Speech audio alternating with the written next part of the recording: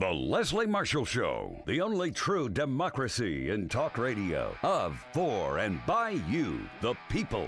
Live nationwide and streaming live at lesliemarshallshow.com. Call in with your thoughts at 888-6-LESLIE.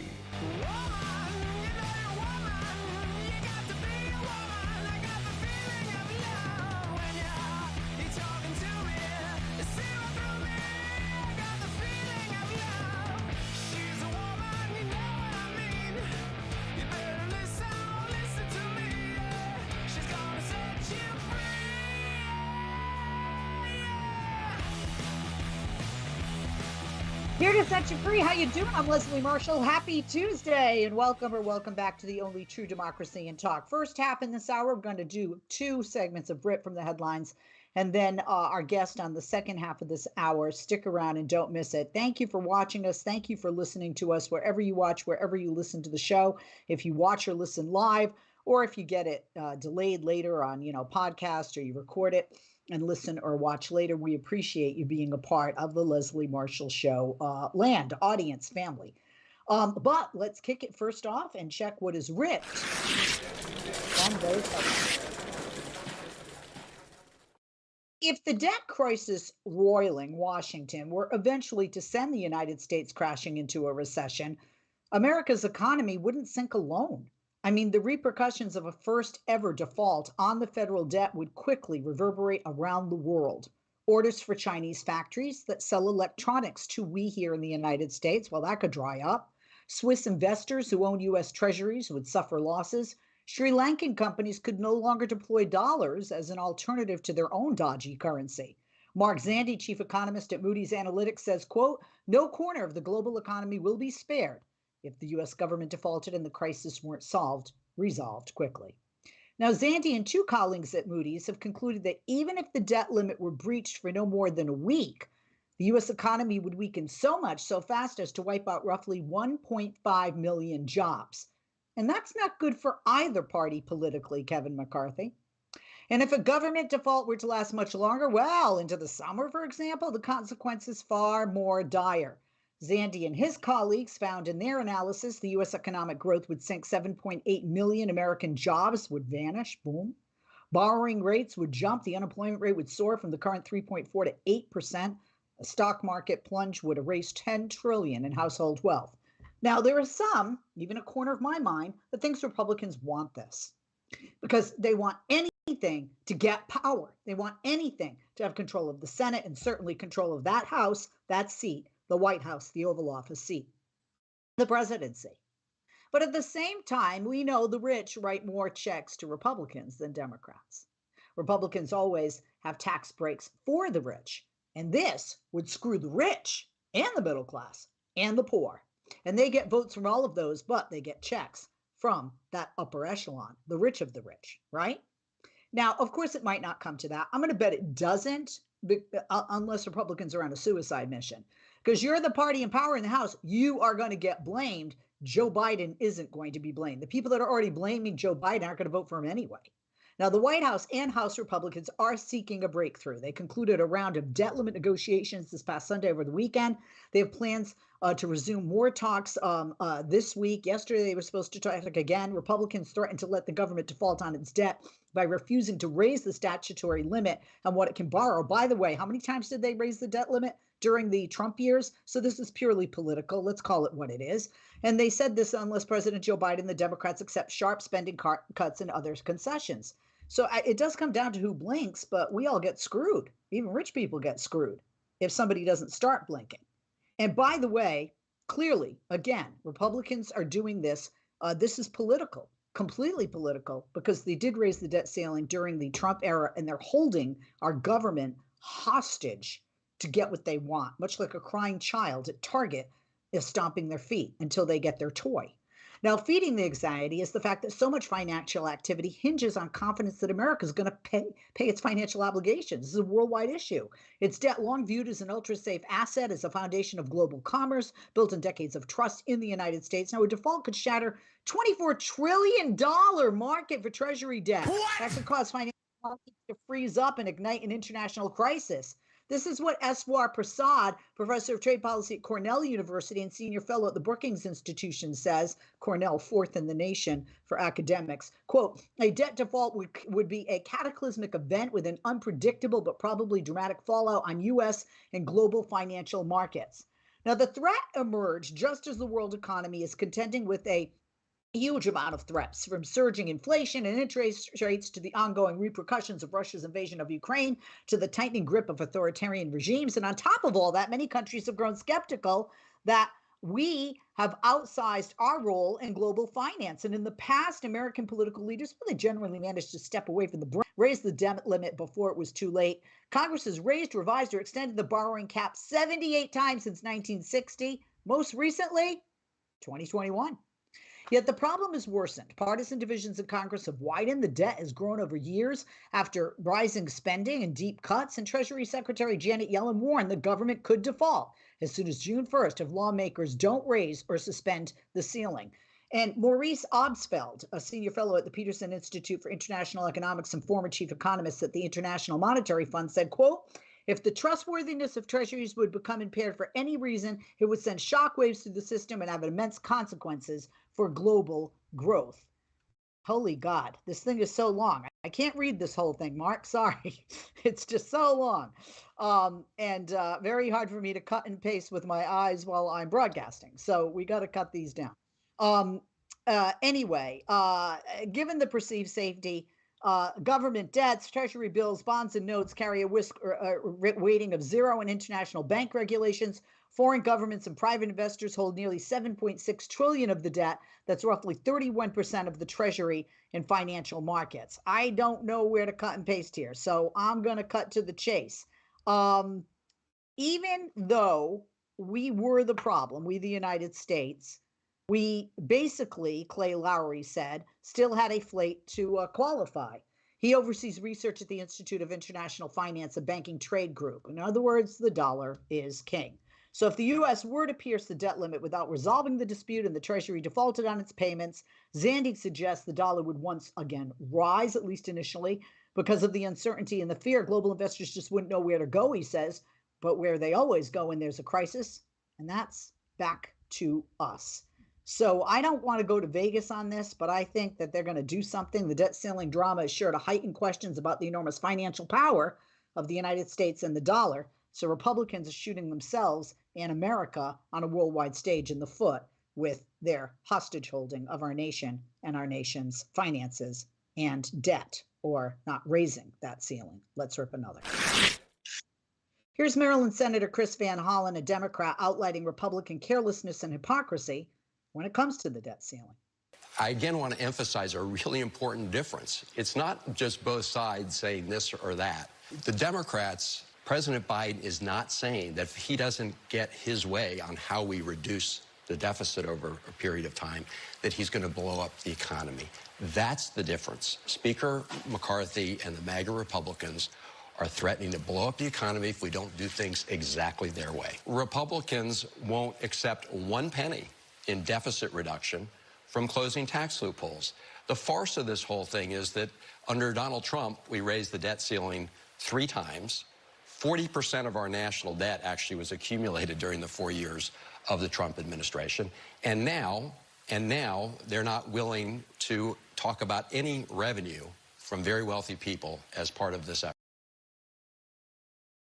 And again, like I said, that was Maryland Senator Chris Van Hollen. I like him a lot, Democrat, outlining the Republican carelessness and hypocrisy when it comes to the debt ceiling. Look, I think there are a lot of Americans, you watching, you listening, that eye roll at a lot of these debt ceiling increase negotiation. We're on the brink of doom and destruction, talks, drama. I roll about all of that. And the reason is because this happens every year, right? If not every year, every other year, right? Every couple of years. And that's why the debt ceiling's been raised 78 times. And some people say, well, we need to do it differently. Well, the problem is coming up in the 11th hour with a way to do it differently is not only ridiculous, it's pure stupidity and a lack of proper planning. And, you now, for years from now, come up with how we're going to do it differently, right? And then there are stopgap measures. We've seen those, and that's what happens, right? They do stopgap after stopgap after stopgap, and then they come up with something, and they usually do so what? When an election is over, right? So because, they got an election coming up, they want to take advantage of, it's the economy's stupid, and Joe Biden has low approval ratings, especially on the economy, not looking at the fact that the election is a long way away, right? The election is a long way away. Where are we? We're in 2023, May 2023, and the election, correct me if I'm wrong, isn't it November of 2024, last time I checked? Yeah. Anyway, so it's sad that this drama has to influence so many Americans' stress level.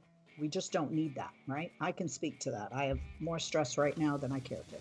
I'm Leslie Marshall. That's part A, or the first segment of What's Ripped from the headlines. We'll be back with the second segment of Ripped right after this. Don't go away.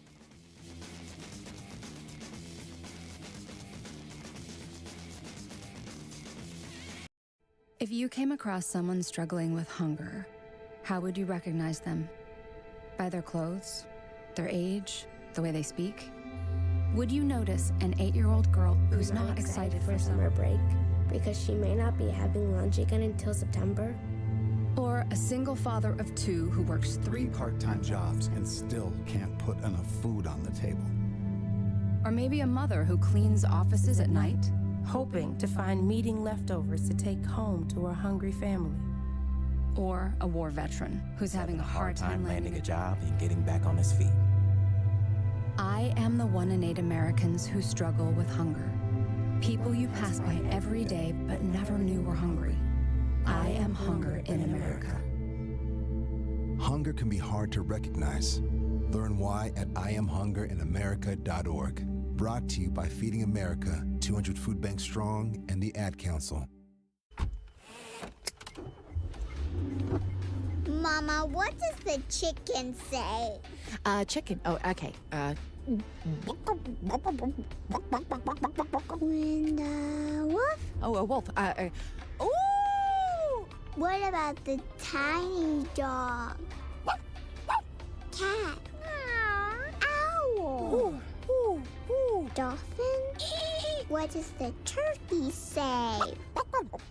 Whale? Yeah, whale sound. Do the giraffe. Giraffe, really? Okay. Giraffe. You're not going to get it all right. Just make sure you nail the big stuff, like making sure your kids are buckled correctly in the right seat for their age and size. Get it right. Visit NHTSA.gov/the right seat. Brought to you by the National Highway Traffic Safety Administration and the Ad Council. I'm Rick Smith, and this is Labor History in 2.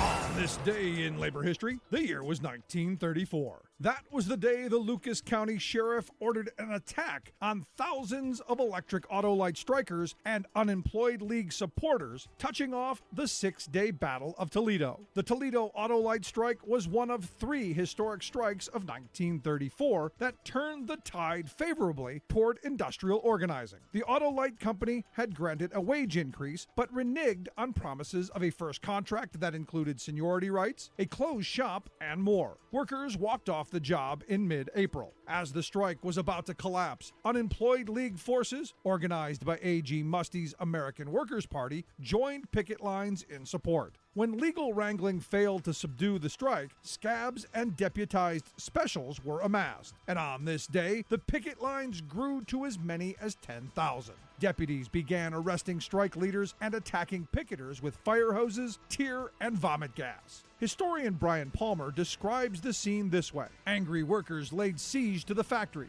1,500 strikebreakers were imprisoned. The scene was one of almost medieval tumult. Windows were smashed with stones and bricks, many of them launched from giant slingshots improvised from rubber inner tubes. When every window in the factory had been smashed, one striker shouted, "Now you have your open shop." The next day, 900 Ohio National Guardsmen arrived on the scene. Women jeered the landing of the Marines, while soapboxers, many of them veterans, sporting First World War medals, offered impromptu lectures on how the troops were breaking the strike. The strikers' ranks faced a hail of Guardsmen bullets, which left 2 dead and scores wounded. The battle raged on until the end of May, when it was clear a general strike was imminent. Labor History in 2 brought to you by the Illinois Labor History Society and The Rick Smith Show.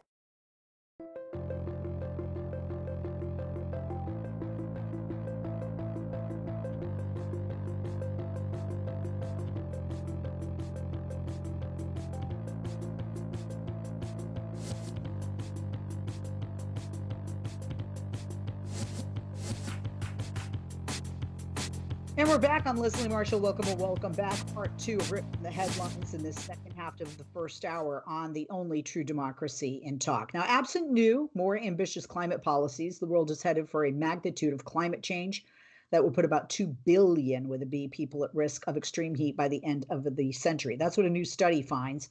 Now, why does this matter? Well, if you limit global warming to the Paris Agreement's target of 1.5 centigrade, which is 2.7 degrees Fahrenheit above pre-industrial levels, that would yield a 5-fold reduction in the population exposed to unprecedented heat by the end of this century. Now, the nearly 2.16 Fahrenheit increase in global average surface temps to date has already knocked more than 600 million people out of the humid climate niche in which society has historically thrived. The researchers of the study, which was published yesterday in Nature Sustainability, define that niche by looking at how human population density varies with temperature and precipitation. The intrigue is that they find 2 peaks in population density, one associated with a mean annual temperature of about 55.4 degrees Fahrenheit, the other tied to more tropical climates, 80.6 degrees Fahrenheit as an example. And outside of these temperatures, conditions tend to be either too wet or dry or too hot or cold for high concentrations of people to thrive, the study states.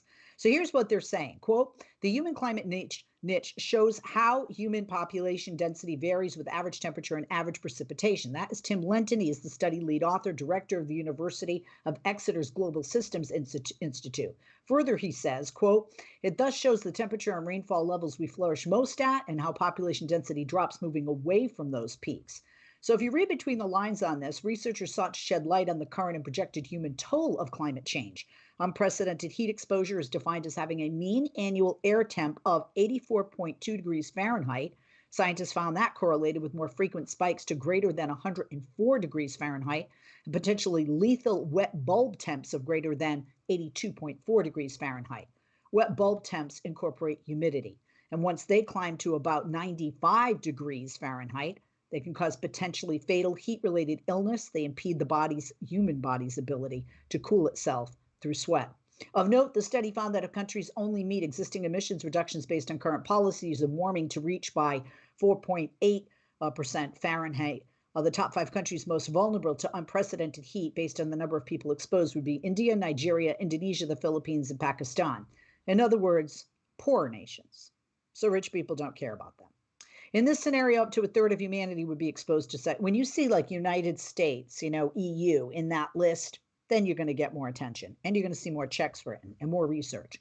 In this scenario, up to a third of humanity would be exposed to such extreme heat and be well outside the human climate niche, the study found. Yes, but the heat would not hold off until the end of the century, ratcheting up noticeably over time. The study concludes that for every 0.18 Fahrenheit increase in global average surface temps, another 140 million people will be exposed to dangerous heat. The big picture here, extreme heat this week illustrates the challenges that countries are already facing. Temperatures in Delhi, India reached 105.7 on yesterday.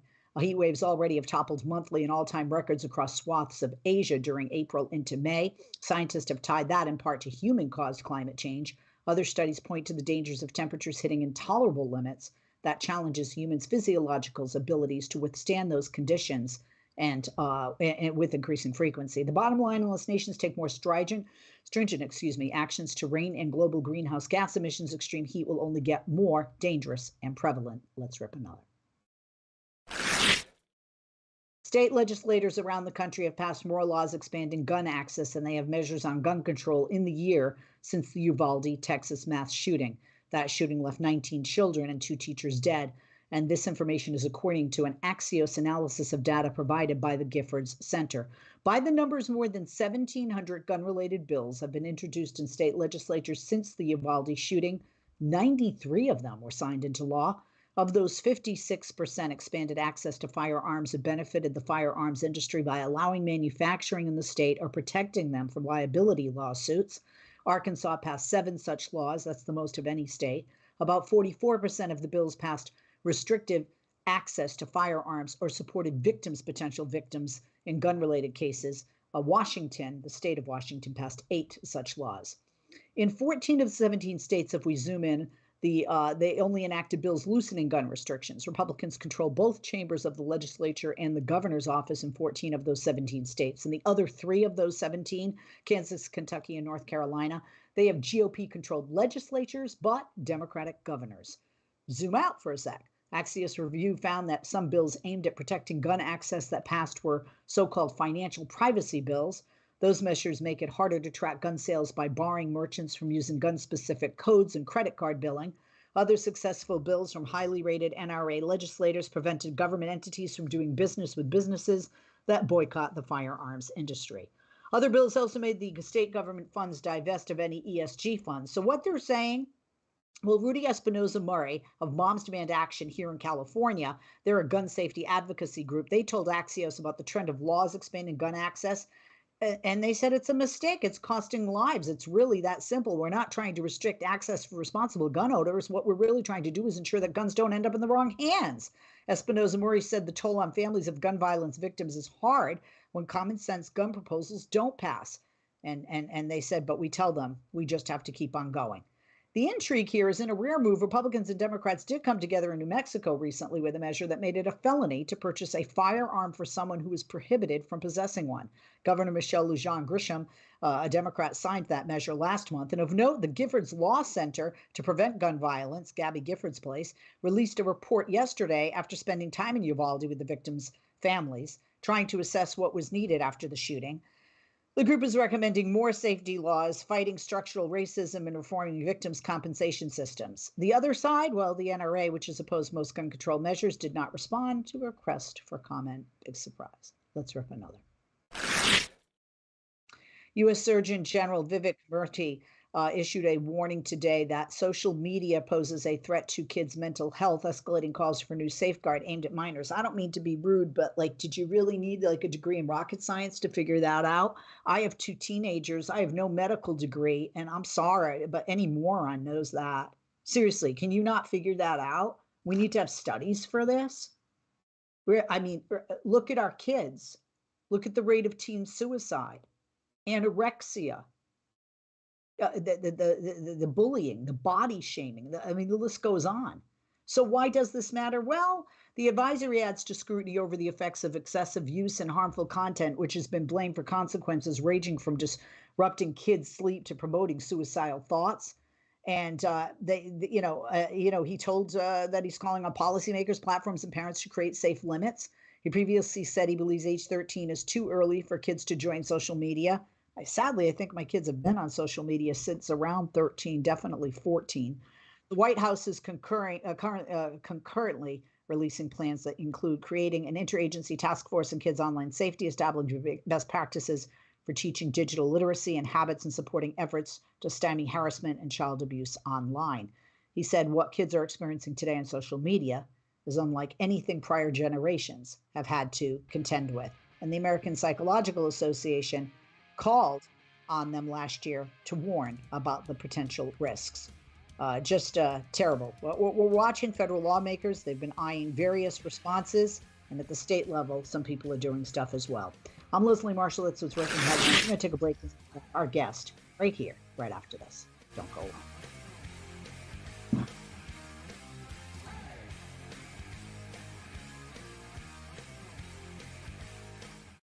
The Alzheimer's Association and the Ad Council present the story of Tom and Levi. Tom is the smartest man I know. He's been a professor at 2 major universities, been a teacher for over 40 years. One day, he told me that he was having problems in his classes. I think one of the students had asked the question and he didn't remember the answer. And I also noticed that he was letting his class out earlier than they were supposed to let out. And he was telling them that he was doing it as a favor to them, but I think in reality, he just wanted to get out of there. I was really starting to worry because I saw something was wrong. Levi and I talked about how it would change our lives, but he was there beside me, and my love for him was just immense. When something feels different, it could be Alzheimer's. Now is the time to talk. Visit alz.org/ourstories to learn more.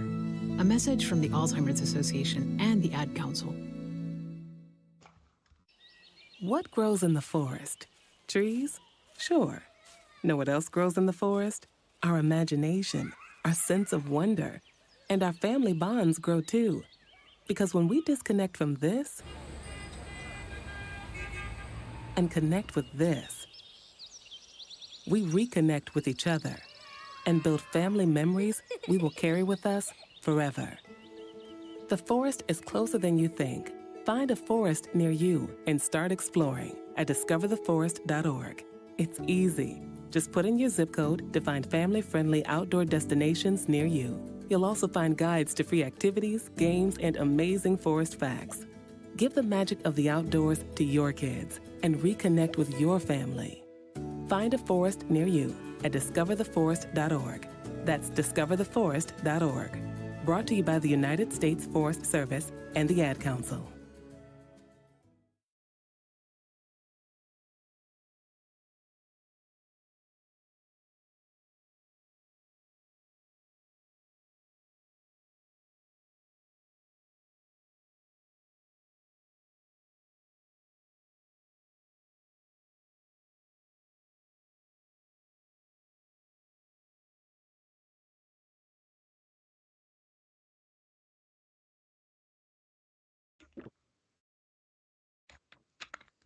Okay.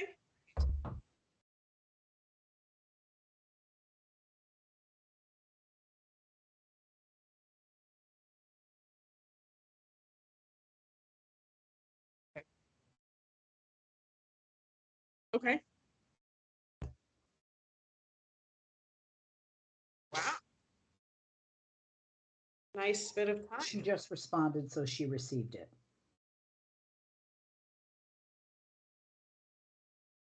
Okay.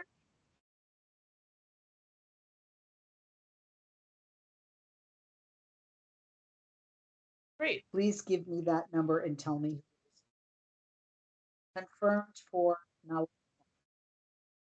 Exclamation point.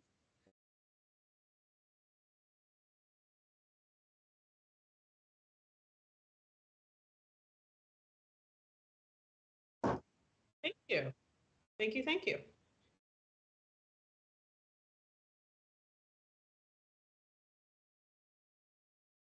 Okay, thanks.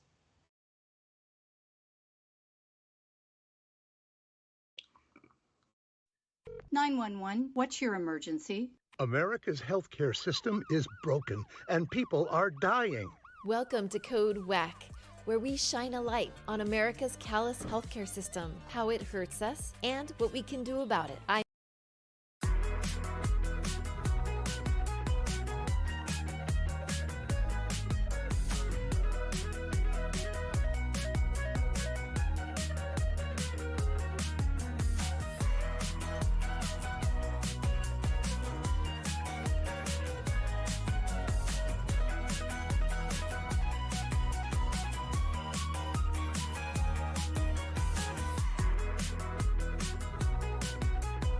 We are back. I'm Leslie Marshall. Welcome back. And we welcome back Jessica Levinson. She is professor at Loyola Law School, legal contributor for CBS News, columnist for MSNBC, and host of the Passing Judgment podcast. Jessica's Twitter handle on Twitter is at @LevinsOnJessica. Levinson Jessica or Levins on Jessica. LEVINSON Jessica, JESSICA. You also can find her podcast, Passing Judgment, by searching it on the webpage podcast.apple.com. Jessica, welcome back, I should say. Good to have you with us. Great to be here. I think I'm going to change it to Levins on. It sounds better than Levinson, right? Well, I kind of read it that way, but then I'm like, it is also Levinson. So yeah, I like Levins on Jessica, like I'm on. so much to talk about, and I appreciate being with us. We have at least half the show to talk about it here. Trying to go back and forth to read this. Let me see.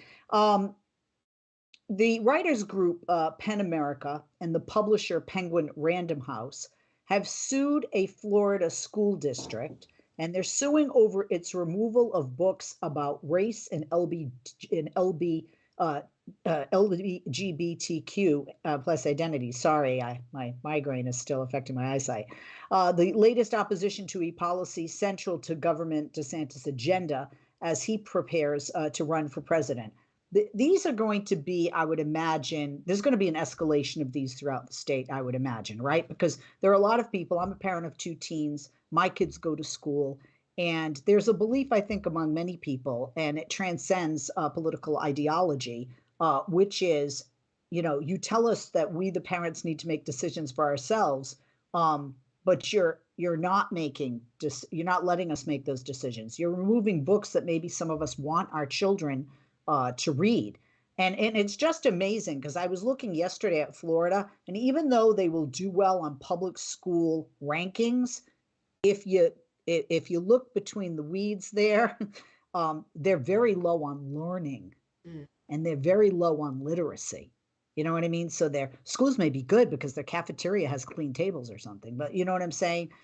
This is hurting their children, and we know knowledge is power. So I know you're going to speak to the legality of this.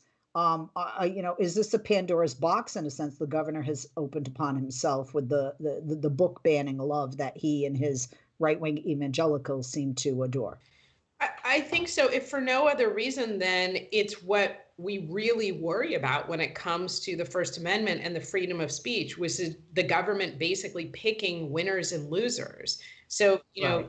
Leslie, as you know, the freedom of speech is actually narrower than what most people think. It doesn't protect us against other private citizens. It protects us against the government, and against the government saying, you can say this and you can't say this. Or what I think the book banning laws really get to is you can hear this or you cannot hear that. By banning those books, it not only prevents those authors from speaking to us, but it also prevents us from hearing them. And the First Amendment is fundamentally not just about speech, but also the ability to listen. And that's what I think will be argued in this case when Random House and when this suit continues, which is you're harming people's ability to hear. And yes, is it a Pandora's box? I think so. I just saw a article this morning in preparing for our conversation that most of these book bans are actually the result of a few people going to school boards and saying, I'm looking at this new law. In this case, I think it's based on the quote, don't say gay law. And I think that these books violate the standards. So I think you should take them off the shelves. Florida is a really interesting case because in that situation, I think the school board is actually going against what the experts had said basically would be permissible for kids these age and would be appropriate for kids in these age groups. Well, what kills me is when I'm looking at list of books in red states like Florida, whether it's Rosa Parks or Hillary Clinton or the Holocaust, that really frightens me. I mean, if you think about it, and I can't stand when people compare to the Holocaust, but I got to compare book-wise. Kristallnacht was a night of book banning. The Nazis basically wanted to erase every Jewish author. Now, certainly Ron DeSantis, the state of Florida, and governors and state legislatures in conservative red states aren't doing that. But to me, it's almost like I'm so afraid my child might be LGBTQ, right? That I don't want them to have access to anything that mentions, in any word of this world, of these people. But I don't understand wanting to, erase the ugly parts of our history. And we have some very ugly parts that we continue to have some very ugly parts of in this nation. Whether what we did to Native Americans, what we did to Japanese Americans in World War II with internment, what we did to Irish Americans, Italian Americans, and especially what we did to African Americans with slavery, what we've done to women, what we've done to children, and what they're trying to do in some states again with child labor. I mean, the list just goes on. So, but to me, it comes down to that four-letter word, fear. Does that seem to be what this is based? Does it seem to be like, if we don't say it and we don't tell it, then it doesn't exist, which is absolutely ludicrous. I mean, is this what they want? I mean, I want to tell folks what this federal lawsuit alleges, that the Escambia County School Board District and its school board are violating the First Amendment through the removal of 10 books from library shelves, as you said. Also, the case does not name the governor, right? The case does not name him specifically. So if you can speak to those two things, do these various bannings seem to come out of fear, and how come the governor's not mentioned in the case? So, yes, in my mind, trying to basically remove part of our nation's history, part of our nation's society, that does come from fear. I mean, if there's one thing that historians always tell us, is that if you don't learn history, you're doomed to repeat it. And typically speaking, I mean, it's so trite, but the more knowledge, the better. Now, we're not telling people you must read these books. We're saying that they're available to you.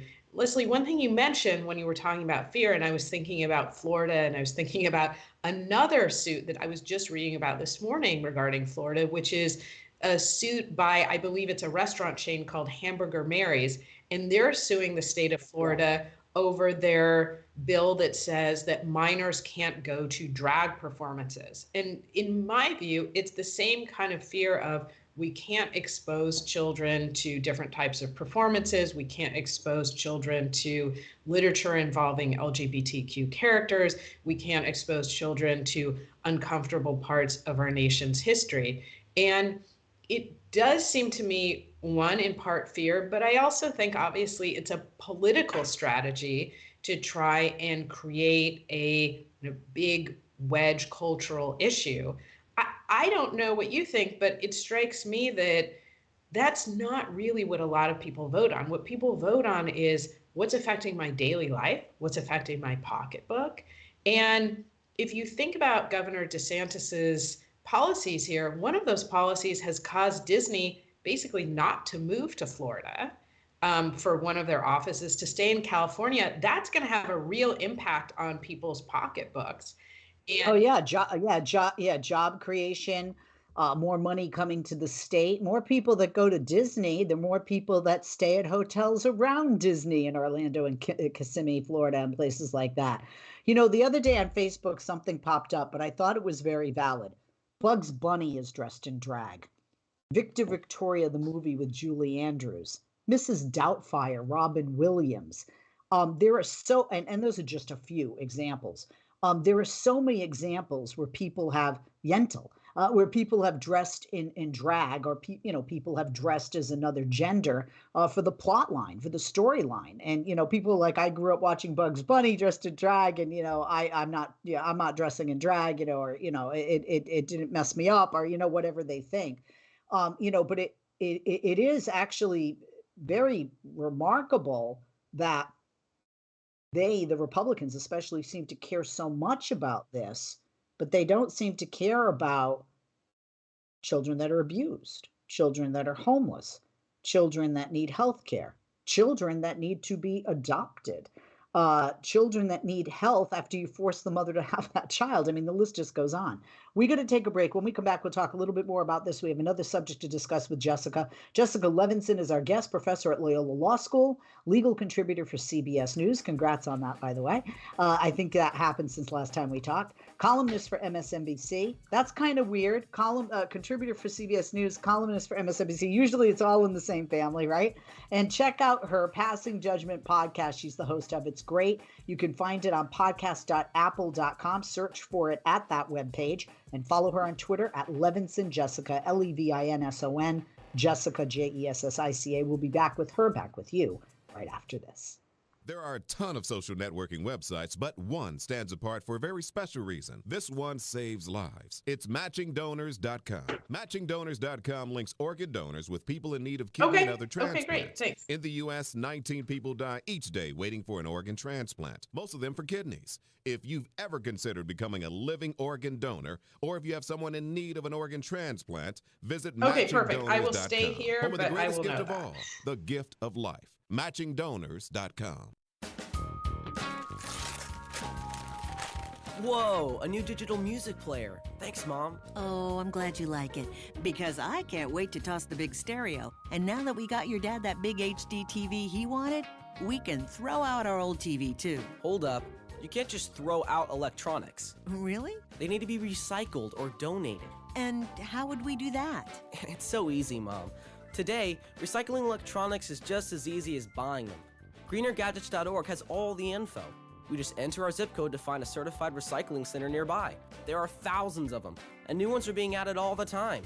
Some of our local stores are even certified recycling locations. I like that. Did you know that some of the stuff in our old electronics could be used to make new products and conserve natural resources? Well, okay then. Let's gather them up.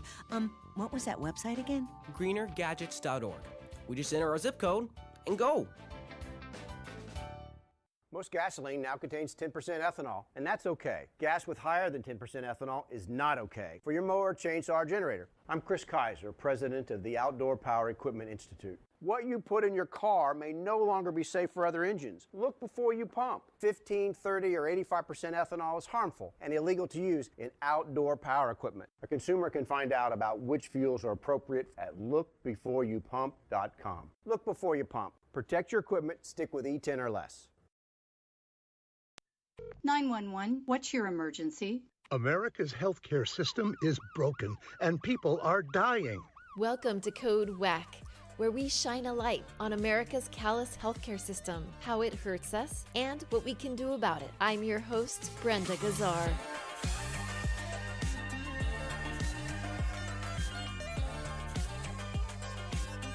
This time on Code WACK. Why is it that the richest black women have about the same infant mortality rates as the poorest white women? Why do black babies tend to have more risk factors, like being born premature? To find out, we spoke to Dr. Diljit Singh. So I think everybody having access to the same basic level of healthcare, not having to prove that you are pregnant and so you can get Medicaid if you didn't have insurance, not having to make choices about what work you do in order to have insurance, absolutely could make dramatic changes.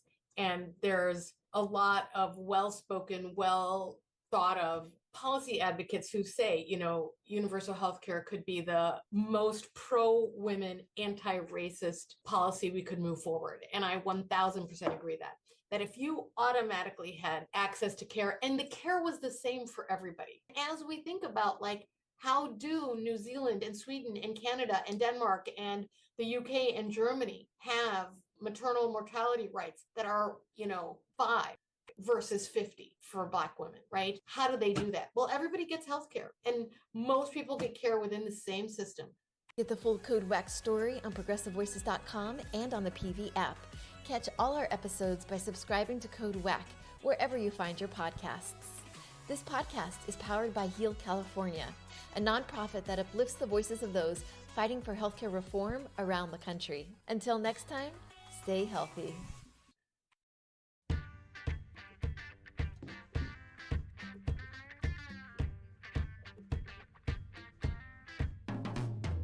Thank you.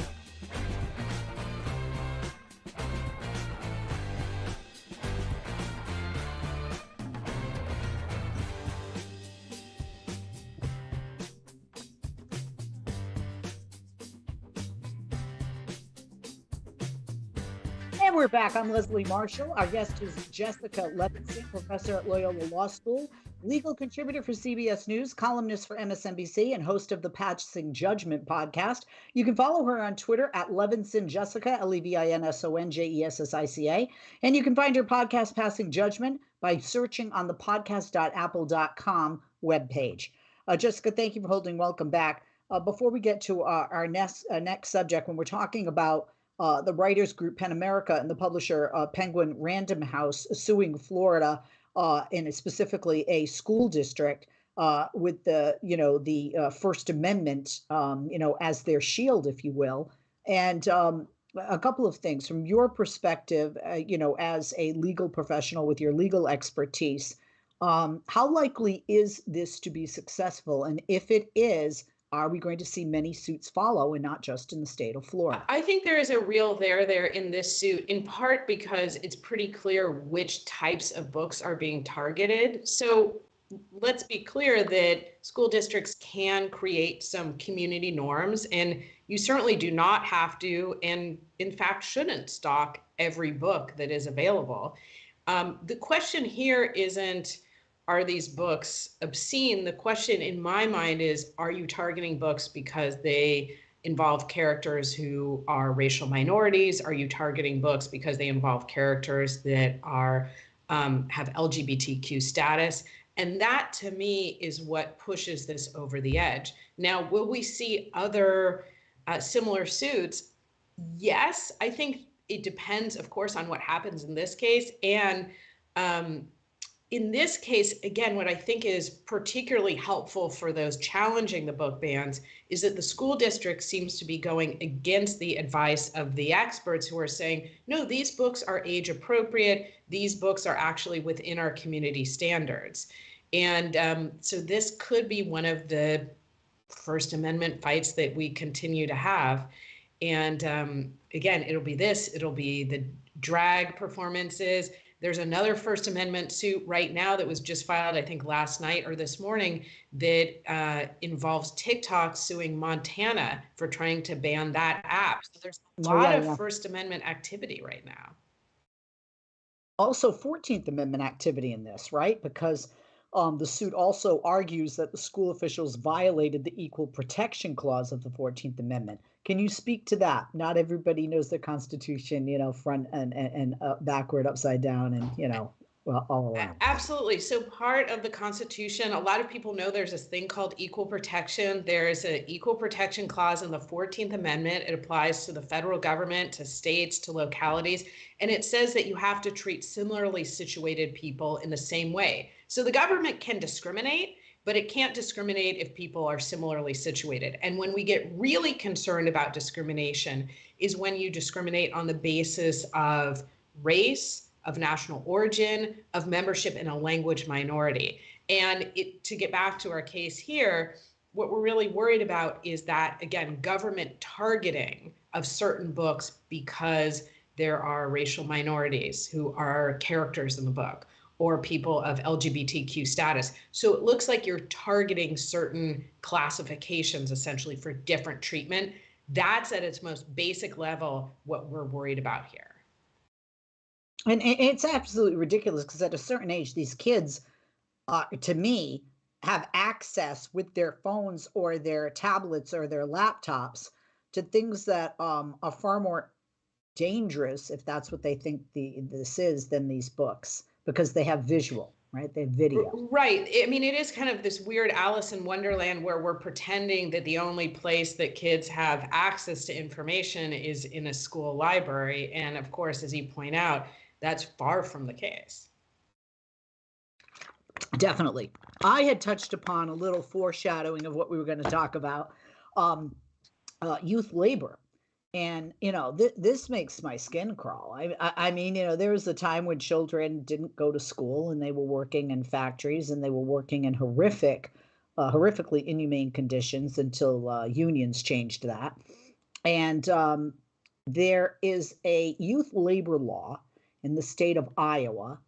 The feds are saying that it would violate federal rules and Fed trumps state.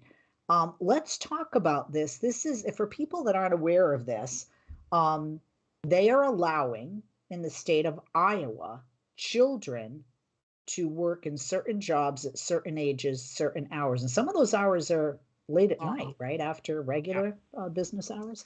So tell folks about this who aren't aware of this. And yes, this is happening in 2023 in the United States of America. I really feel our nation in so many areas is going backwards. What we just talked about in Florida with the books and other places in school districts throughout the country, and certainly this as well.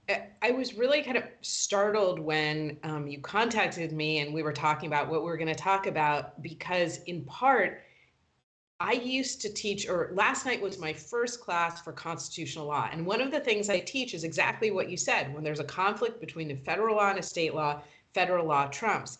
And one of the first cases going back to, I believe, the late 20s, early 1930s is about child labor. And it feels to my students like it's absolutely ancient history. It will never happen again. And here we are having this conversation today. It really is kind of remarkable that we're talking about the federal standards for child labor.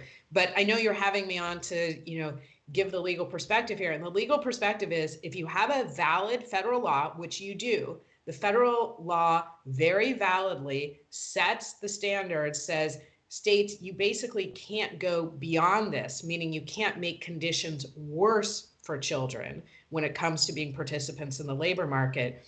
The federal law kind of sets that floor. You can't go below that floor. That's what Iowa's trying to do. So I see exactly what you're looking for legally for a conflict: a valid federal law, a true conflict between the federal law and a state law. And that means we know what happens. So many legal questions are gray. This one is not gray. It means that the state law has to give way, and it has to be declared invalid. Again, we haven't looked at every aspect of the case, but broad brush, that's what happens when you have two laws that conflict. Anybody with an ounce of common sense, went to school for 5 minutes, knows that, federal trumps state. Why would the state even try this? A, and B, why would anybody want child labor? Let's be honest here, okay? Let's pull the curtain back at Oz. And what children are they talking about that would enter the labor force? These are most likely migrant children who they're trying to stop from coming over the border into their states. This is beyond hypocrisy at its finest, and in my opinion, even questionable child abuse. So it does just feel so strange that we're having this argument about how much children can work below, again, the federal standards. And, in terms of kind of, I think you've laid out the politics of what might be happening here, but in terms of why would they do this? I think that we're increasingly seeing lawmakers do this, where they're making a political argument through the legislative process.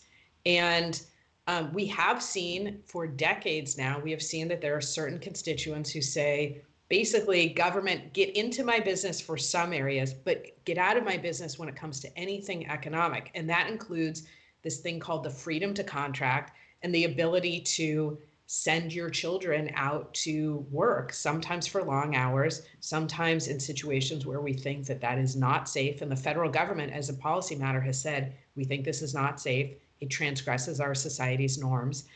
But here we are having this conversation. And stop the people coming over the border who will take these jobs. And this is obviously, we know this must be one of the reasons we don't have the labor force that, that we used to have. We have like 90 seconds left. So not only on this topic, Iowa, but on Florida, tell our listeners what you want them to come away with, and our viewers. So I think what we need to come away with is when we think about, let's take the First Amendment. When we think about the First Amendment, what we're most worried about the government silencing is speech that they don't like. And that's what we have to be on alert for in Montana, in Florida when it comes to the book banning, in Florida when it comes to the drag performances, which is, why is the government trying to take this speech out of the public sphere? That's what I really want people to be on alert for. Why do they not want me to hear this? That's exactly, again, the type of censorship that we worry about. When it comes to the child labor laws, I think what we need to look at is this going to try and go beyond Iowa, or will this immediately be shut down by the courts? Because if it's immediately shut down, I don't think that we see any sort of pattern. We don't see other states trying to go there. And frankly, I haven't heard of other states trying to go there. Thank you so much for being with us today, Jessica. It went by really fast, but always knowledgeable. And I learned something every time you're on. So thank you for that. Jessica Levinson, like I said, she is professor at Loyola Law School, a legal contributor for CBS News, columnist for MSNBC, and host of the Passing Judgment podcast. If you go to podcast.apple.com, you can search for it at that webpage. Just search for Passing Judgment and check it out. It's a great podcast. And on Twitter, follow her there at Levinson Jessica, Levinson Jessica, Jessica. Thank you once again, Jessica. Thank you, America, for tuning in, listening, and watching and learning.